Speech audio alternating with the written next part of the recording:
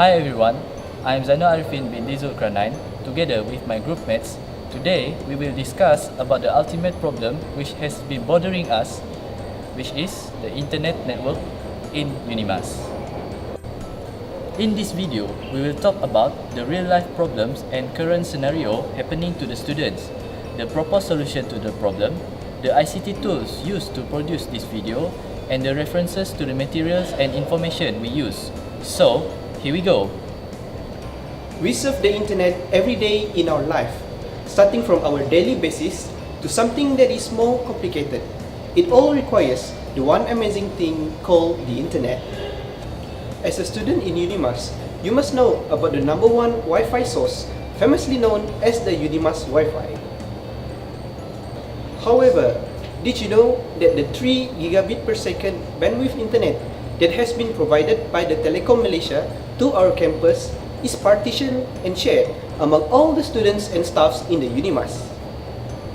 Some of us must have at least encountered one of these dreadful situations, such as limited Wi-Fi coverage area, where there is no internet connection or failure to connect to the internet. Situation number 2, slow internet connection. When you're watching a video on YouTube and it suddenly pauses and the word buffering appears on the screen.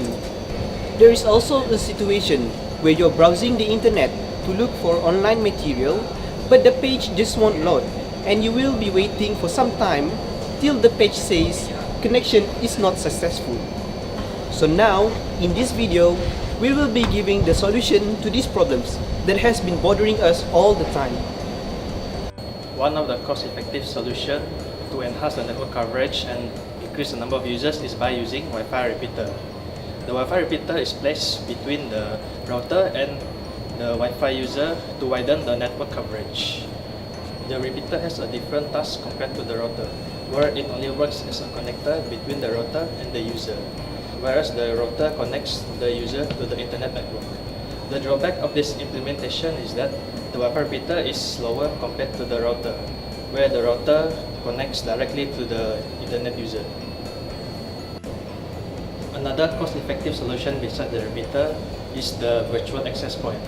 Unlike the repeater, the virtual access point only needs the PC itself to act as an extension to the Wi-Fi signal.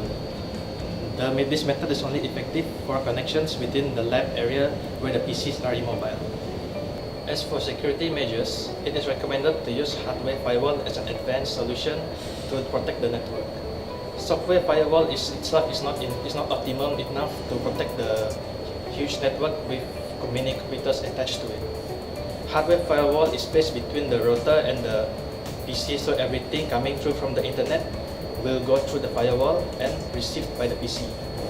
With the slow internet speed allocated to a high amount of users, the wireless network user could be limited to a certain amount of users. This can be overcome by increasing the bandwidth from 3 Gbps to a higher bandwidth to support the number of growing users in UNIMAS. Do you ever wonder what the ICT tool used in making this video? It might be a smartphone, or camera, or maybe it's only a GoPro. So the video that you are watching right now is shot by using DSLR camera, which is Canon EOS 6D with prime lens 35mm f2.0 aperture. La la la la, did you hear that? So for the audio, we use the shotgun microphone by Voya VM190. For the editing, there is a lot of software outside there that can be used, but for us, we use the Adobe Premiere Pro CC 2019 for editing because it's very easy to use and has a lot of features that make this video look more attractive. There's a lot of relevant reference on the internet. One of the reference that we are used is techadvisory.org. So this website is about security information, which contain hardware and software firewall. Such that term guide is also one of the website we are used, which it contain a lot of feature about smartphone, laptops, and so on. Besides that, the content is very useful and more about Wi-Fi connection, which related to our project.